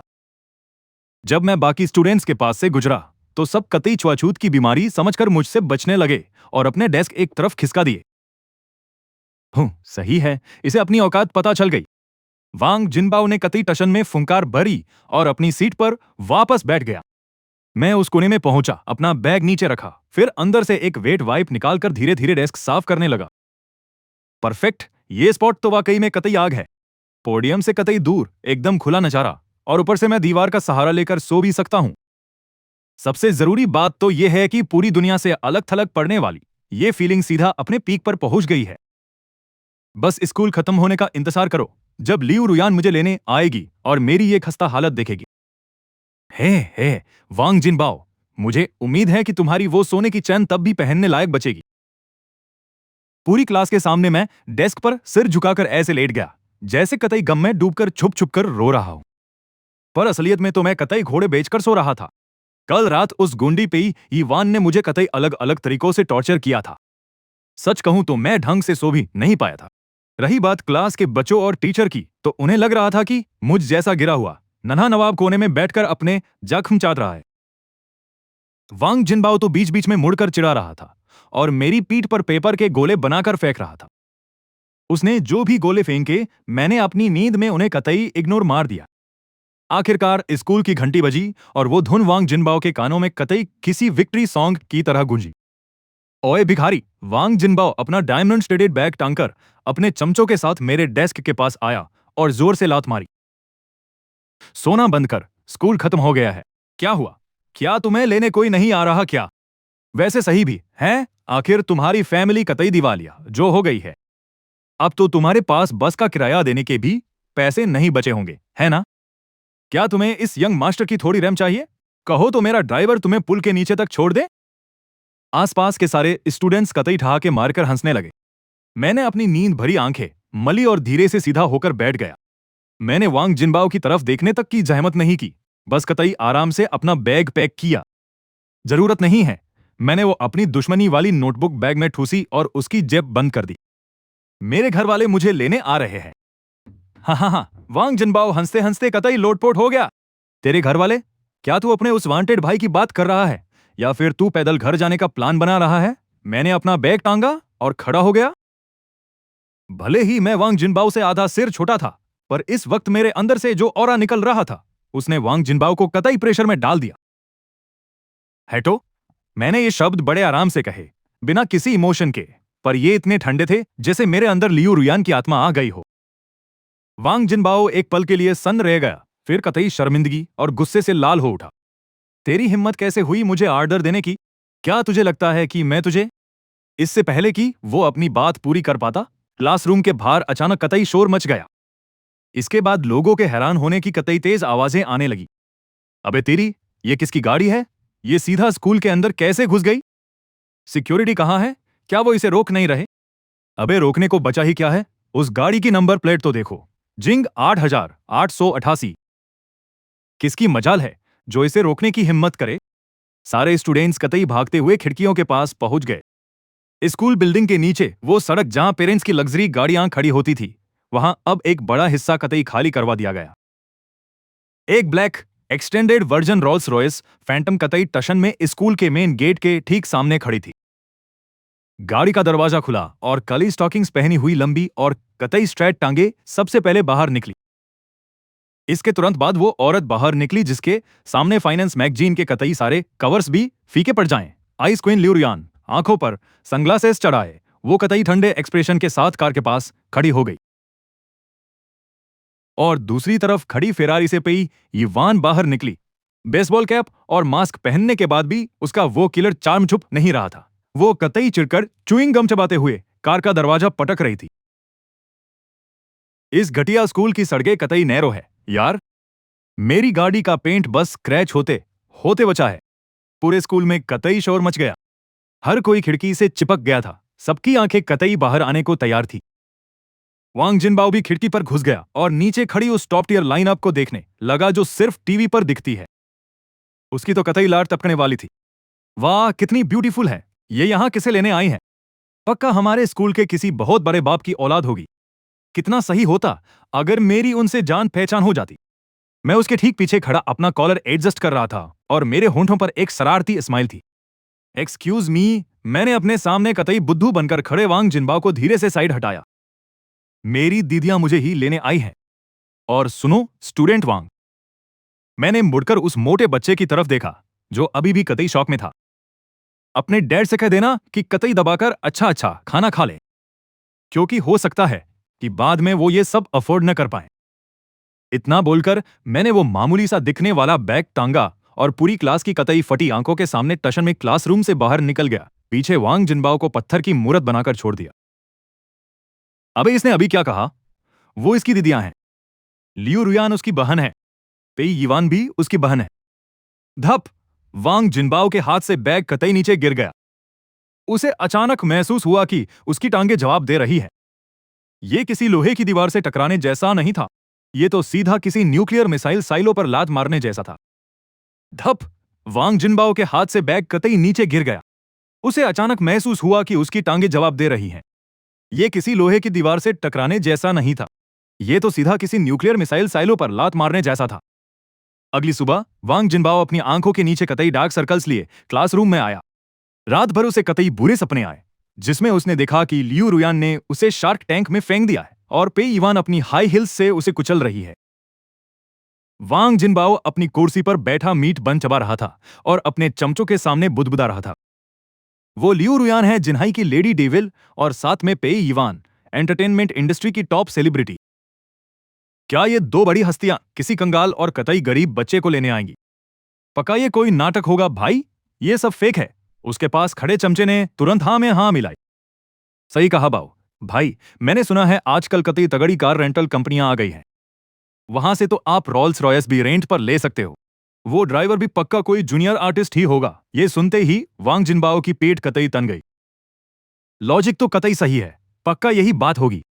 ये बच्चा दिखावे के लिए अपने खानदान की आखिरी सेविंग्स खर्च करके गाड़ी किराए पर लाया है ताकि कतई भोकाल जमा सके। अबे यार, मैं तो इस बच्चे के चक्कर में लगभग फंस ही गया था।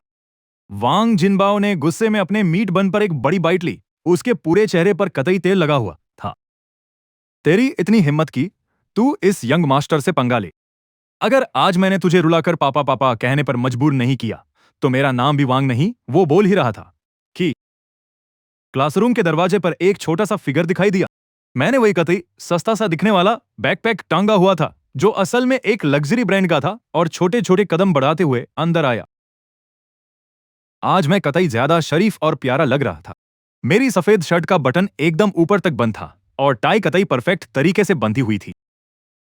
मेरा छोटा और खिला हुआ चेहरा सुबह की धूप में कतई चमक रहा था। वांग जिनबाओ ने अपने चमचे को एक इशारा किया। वो समझ गया। उसने 502 वाली सुपर ग्लू उठाई और चुपके से मेरी सीट की तरफ बढ़ा। सड़सड़ की आवाज के साथ उसने पूरी ट्यूब की ग्लू मेरी कुर्सी पर उड़ेल दी, और वो भी कतई फास्ट ड्राइंग वाली। वांग जिनबाओ दूर से ये सब कतई छुपकर देख रहा था। उसकी स्माइल तो कतई कान तक पहुंच रही थी। अबे बैठ जा, जल्दी से बैठ जा। जैसे ही तू इस पर बैठेगा समझ ले तेरी पैंट कतई बर्बाद है। फिर मैं तुझे सबके सामने खड़ा करूंगा और तेरा कतई पोपट बना दूंगा। पूरी क्लास ये देखने के लिए मरी जा रही होगी कि तूने अंदर क्या पहना है। मैं अपनी सीट के पास गया और मेरी रडार जैसी आंखों ने 0.1 सेकंड में कुर्सी को कतई स्कैन कर लिया। हाँ, पिछली सदी वाली 502 ग्लू जैसी बचकानी ट्रिक वांग जिनबाओ जैसे कतई सिंगल सेल प्राणी ही ऐसा सोच सकते हैं। मैं अंदर कतई हंस रहा था, पर मेरे चेहरे पर कोई एक्सप्रेशन नहीं था। बेशक मैं न बैठने का ऑप्शन चुन सकता था, यहां तक कि मैं वो कुर्सी उठाकर उसके सुअर जैसे सिर पर मार सकता था। पर उसमें मजा ही क्या है? आखिर एक सेटिस्फाइंग वेब नॉवल वाले जॉनर की असली रूह क्या होती है? क्या वो पहले दबना और फिर बाद में कतई फटना ही है? पहले मुझे एक विक्टिम की तरह कतई कमजोरी दिखानी होगी। मैंने अपनी उन पैंट्स की तरफ देखा जो मैंने आज पहनी थी। ये वो पैंट्स थी जो लियू रुयान ने खास तौर पर मेरे लिए ढूंढी थी। इटली के मास्टर कारीगर ने इसे हाथ से बनाया था। इसके फैब्रिक में सोने के तार लगे थे और इसकी कीमत $88,000 थी। अगर ये खराब हुई तो लियू रुयान की कतई प्रोटेक्टिव और बदला लेने वाली पर्सनैलिटी को देखते हुए मेरे दिल का छोटा सा कैलकुलेटर कतई तेज चलने लगा। वो $88,000 की पैंट, ऊपर से लियू कॉर्पोरेशन की इज्जत की फीस और साथ में मेरे नाजुक दिल को पहुंचे सदमे का हर्जाना। वांग जिनबाओ, तुम्हारी ये ग्लू वाली हरकत अब बिना एक आलीशान घर दिए सेटल नहीं होगी। मैंने कतई झिझक नहीं दिखाई, यहां तक कि मैंने जानबूझकर अपना पोस्टर सेट किया ताकि मेरा पिछला हिस्सा कुर्सी के मैक्सिमम कांटेक्ट में रहे। और फिर कतई धप की आवाज के साथ मैं जोर से बैठ गया। मजबूती से, सटीक और कतई बेदर्दी से मैंने खुद को थोड़ा हिलाया, डुलाया भी ताकि ग्लू और कपड़ा कतई आपस में ऐसे जुड़ जाएं कि उन्हें अलग करना नामुमकिन हो। दूर खड़ा वांग जिनबाओ इतना एक्साइटेड था कि वो लगभग कतई उछल ही पड़ा। उसने अपना मुंह दबा लिया और किसी गला घोंटी हुई बतख की तरह कतई अजीब आवाज में हंसने लगा। खैर, पूरी सुबह में कतई शांत बना रहा। मैंने एक बार भी अपनी जगह से हिलने की कोशिश नहीं की। दूसरे पीरियड के खत्म होने तक वांग जिनबाओ एक पूरी गैंग लेकर मुझे घेरने आ गया। ओए भिखारी, वांग जिनबाओ ने मेरी डेस्क पर लात मारी। उसके लिमिटेड एडिशन स्नीकर्स ने मेरी डेस्क पर गंदा निशान छोड़ दिया। टीचर तुझे वर्क बुक्स उठाने के लिए बुला रही है। तू हिल क्यों नहीं रहा? क्या पिछवाड़े पर कील उगाई है? आसपास खड़े स्टूडेंट्स कतई ठाके मारकर हंसने लगे। सबको पता था कि कुर्सी पर कुछ गड़बड़ है। सब बस मेरा पोपट होते देखना चाहते थे। मैंने धीरे से अपना सिर उठाया। मेरी बड़ी बड़ी आंखों में कतई मासूमियत और डर भरा था, जैसे कोई डरा हुआ नन्हा खरगोश हो। मुझे मेरी तबीयत कुछ ठीक नहीं है। मैं थोड़ा रेस्ट करना चाहता हूं। रेस्ट की ऐसी की तैसी। वांग जिनबाओ ने हाथ बढ़ाकर मेरी बांह पकड़ी। यहां कमजोर होने की एक्टिंग बंद कर, चुपचाप खड़ा हो जा मेरे लिए। उसने कतई जोर से मुझे खींचा। मैं भी उसी फोर्स के साथ खड़ा हो गया। छररर। सबकी आंखें कतई झटके से मेरे पीछे जाकर टिक गई। मेरी 88,000 वाली कस्टम टेलर्ड पैंट का पिछला हिस्सा कतई फट चुका था और कुर्सी पर बुरी तरह चिपका रह गया। अंदर का मेरा लिटिल बेयर प्रिंट वाला कॉटन अंडरवियर कतई साफ दिख रहा था। हाँ, पूरी क्लास में कतई हंसी के फव्वारे छूटने लगे। वांग जिनबाओ तो हंसते हंसते अपनी जांघें पीटने लगा। उसकी आंखों से कतई आंसू निकल आए। ओ भाई कतई जाहिर, लिटिल बेयर वाला चढ़ा। अबे तेरा दूध पीना छूट गया क्या? अभी तक ये बच्चों वाली चीजें पहनता है। जल्दी देखो, गुई फैमिली के छोटे नवाब की पैंट फट गई। एक के बाद एक कैमरे की फ्लैश चमकने लगी। कई स्टूडेंट्स ने अपने फोन निकाले और पागलों की तरह फोटो और वीडियोज लेने लगे। मैं कतई बुत बनकर अपनी जगह पर खड़ा रहा और मेरा छोटा सा चेहरा शर्म से कतई लाल हो गया। थोड़ी ही देर बाद वो एक टूटा हुआ कटोरा लेकर आई और कतई धप से मेरे पैरों के पास फेंक दिया। कटोरे में सूखे और कड़क ब्रेड के 2 टुकड़े थे और आधा कटा हुआ सेब था जो ना जाने कब से बाहर रखा था, क्योंकि उसका रंग कतई पीला पड़ चुका था। मामा वांग बोली, ये लो, खा लो इसे। ये तुम्हारे लिए एक छोटा सा गिफ्ट है। मामा वांग ने अपने हाथ झाड़े और मुझे कतई नीची नजर से देखने लगी। वो बोली, लियू फैमिली में रहना है तो तुम्हें लियू फैमिली के रूल्स मानकर चलना होगा। बड़ी बिटिया कतई दयालु हैं जो उन्होंने तुम्हें बाहर नहीं फेंका। क्या तुम्हें सच में लगता है कि तुम यहां के मालिक हो? मैंने जमीन पर पड़े उस टूटे कटोरे को देखा। मेरे अंदर का छोटा विलेन कतई जोर जोर से हंस रहा था। चलो भाई, ये तो खुद ही हलाल होने आ गई। मैंने मन ही मन सोचा। मैं तो बस इस बात से परेशान था कि लियू रियान का फेवर पाने के लिए मेरे पास कोई मसाला नहीं है और इसने आकर कतई बढ़िया असिस्ट कर दिया। ये कोई बुरी नौकरानी नहीं है, ये तो कतई वो जरिया है जिसे मेरा फेवर स्कोर बढ़ाने के लिए यहां भेजा गया। न तो मैं गुस्सा हुआ और न ही मैंने उस कटोरे को लात मारी, बल्कि मैं नीचे झुका और कतई शरीफ बच्चा बनकर उस टूटे कटोरे को उठा लिया। मैंने मामा वांग को एक कतई प्यारी स्माइल दी और कहा, थैंक यू मामा वांग। मामा वांग तो कतई हक्की बक्की रह गई। उसने सोचा, क्या ये बच्चा कतई इडियट है, कचरा खा रहा है और फिर भी थैंक यू बोल रहा है। मामा वांग कतई टशन में फुकारते हुए बोली, चलो कम से कम तुम्हें अपनी औकात तो पता है। मामा वांग वापस मुड़कर अपने खरबूजे के बीज छीलने लगी। उसे कतई अंदाजा नहीं था कि मेरी आंखों में कैसी शातिर चमक आई है। वो कतई मेरा खजाना था जिसे मैं अपनी घमंडी दूसरी बहन पेई युआन को खुश करने के लिए बना रहा था। मुझे वैसी ड्राइंग बनाने में सदियां लग गई थी जो बड़ी मुश्किल से किसी इंसान जैसी दिख रही थी। बहुत सही वांग जिनबाओ, तू तो कतई मौत को दावत दे रहा है। मैं उन कागज के टुकड़ों को वापस छीनने के लिए कतई आगे झपटा। मेरी बुक मत फाड़ो, वो मेरी दीदी के लिए है। रास्ते से हट जा। वांग जिनबाओ ने मुझे कतई पीछे धकेल दिया। मेरा छोटा सा शरीर वो धक्का झेल नहीं पाया और मैं कतई तेजी से डेस्क के कोने से जा टकराया। एक जोरदार धप की आवाज आई। मेरे नने हाथ पर कतई तुरंत एक गहरा खूनी कट लग गया। ताजा खून बहने लगा, जिससे मेरी साफ सफेद शर्ट का कफ कतई लाल हो गया। ठीक उसी पल क्लासरूम में हो रही हंसी कतई अचानक बंद हो गई। वांग जिनबाओ भी कतई सन्न रह गया। मेरे हाथ पर खून देकर वो थोड़ा कतई घबरा गया था, पर फिर भी उसने अपना सीना चौड़ा किया और चिल्लाया, तू खुद ही आकर टकराया था। क्या तू मुझे फंसाने की कोशिश कर रहा है? मैं जमीन पर गिर पड़ा, पर मैं कतई चीखा, चिल्लाया नहीं। मैंने बस खामोशी से जमीन से उस फटी हुई ड्राइंग के टुकड़े उठाए और उन्हें कतई सावधानी से अपनी हथेली में समेट लिया।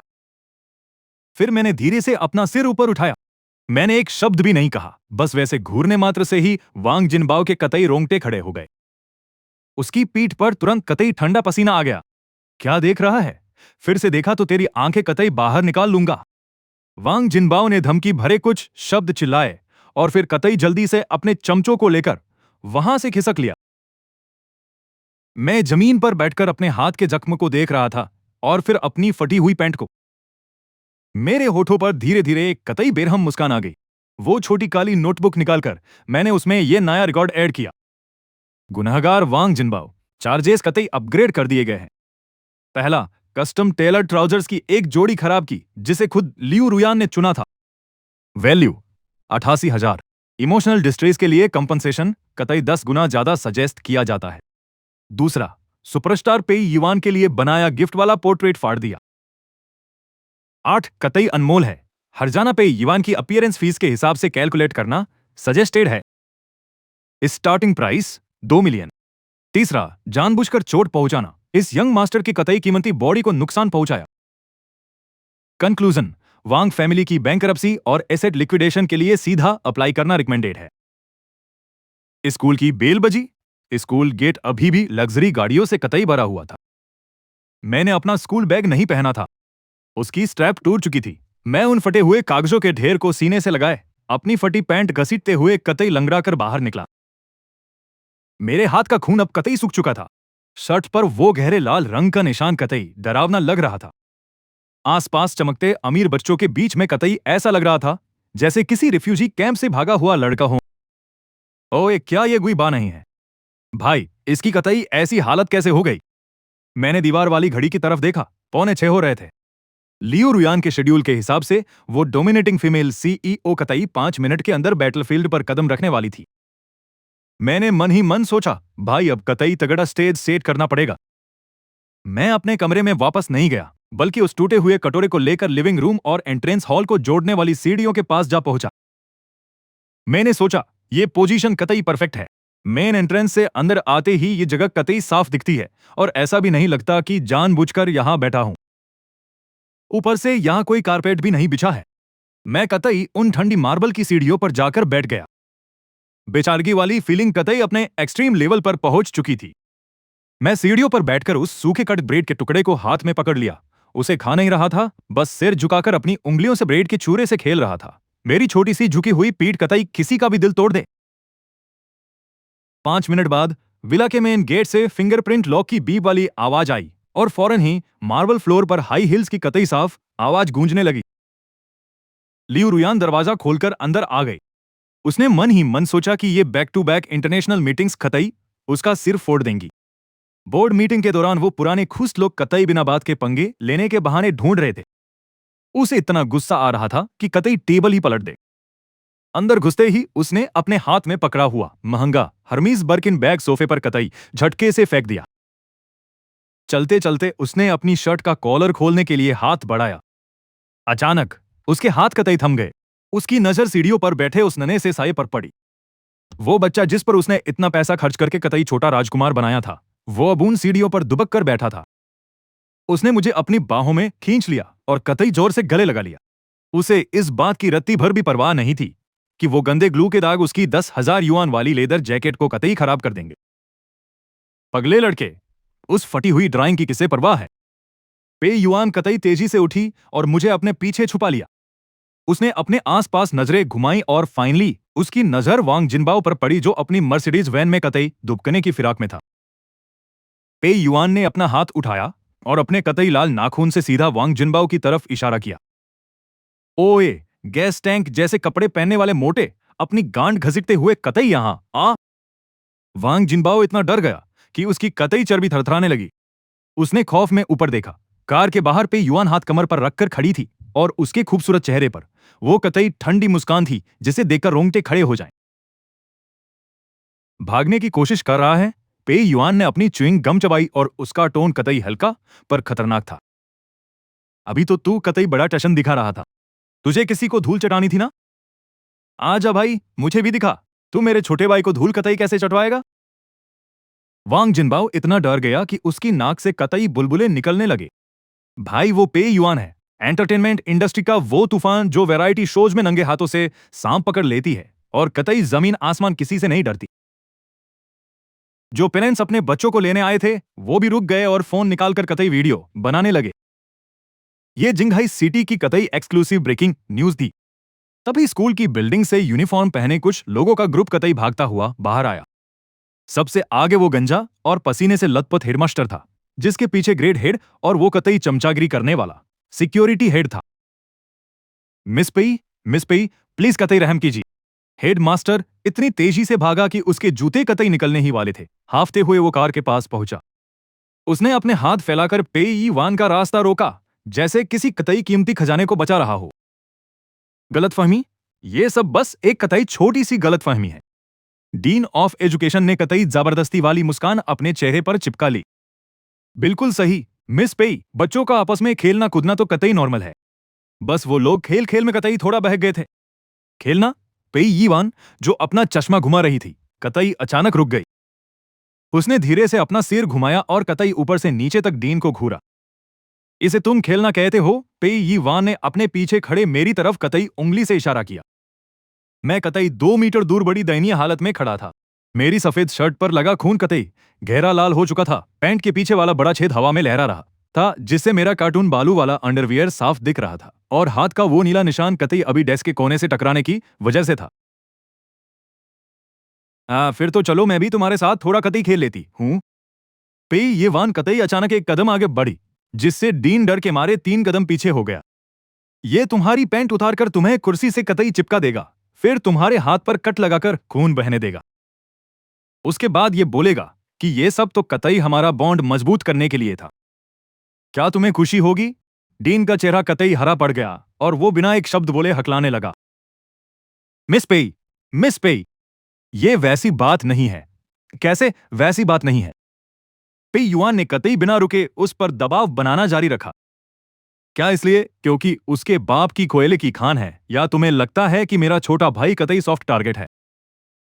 हेडमास्टर इतनी तेजी से भागा कि उसके जूते कतई निकलने ही वाले थे। हाफते हुए वो कार के पास पहुंचा। उसने अपने हाथ फैलाकर पेई युआन का रास्ता रोका, जैसे किसी कतई कीमती खजाने को बचा रहा हो। गलतफहमी? ये सब बस एक कतई छोटी सी गलतफहमी है। डीन ऑफ एजुकेशन ने कतई जबरदस्ती वाली मुस्कान अपने चेहरे पर चिपका ली। बिल्कुल सही मिस पेई, बच्चों का आपस में खेलना कूदना तो कतई नॉर्मल है। बस वो लोग खेल खेल में कतई थोड़ा बह गए थे। खेलना? पेई युआन जो अपना चश्मा घुमा रही थी कतई अचानक रुक गई। उसने धीरे से अपना सिर घुमाया और कतई ऊपर से नीचे तक डीन को घूरा। इसे तुम खेलना कहते हो? पेई युआन ने अपने पीछे खड़े मेरी तरफ कतई उंगली से इशारा किया। मैं कतई 2 मीटर दूर बड़ी दयनीय हालत में खड़ा था। मेरी सफेद शर्ट पर लगा खून कतई गहरा लाल हो चुका था। पैंट के पीछे वाला बड़ा छेद हवा में लहरा रहा था, जिससे मेरा कार्टून भालू वाला अंडरवियर साफ दिख रहा था और हाथ का वो नीला निशान कतई अभी डेस्क के कोने से टकराने की वजह से था। फिर तो चलो मैं भी तुम्हारे साथ थोड़ा कतई खेल लेती हूं। पे युआन कतई अचानक एक कदम आगे बढ़ी, जिससे डीन डर के मारे 3 कदम पीछे हो गया। ये तुम्हारी पैंट उतारकर तुम्हें कुर्सी से कतई चिपका देगा, फिर तुम्हारे हाथ पर कट लगाकर खून बहने देगा। उसके बाद ये बोलेगा कि ये सब तो कतई हमारा बॉन्ड मजबूत करने के लिए था। क्या तुम्हें खुशी होगी? डीन का चेहरा कतई हरा पड़ गया और वो बिना एक शब्द बोले हकलाने लगा। मिस पेई, ये वैसी बात नहीं है। कैसे वैसी बात नहीं है? पे युआन ने कतई बिना रुके उस पर दबाव बनाना जारी रखा। क्या इसलिए क्योंकि उसके बाप की कोयले की खान है, या तुम्हें लगता है कि मेरा छोटा भाई कतई सॉफ्ट टारगेट है?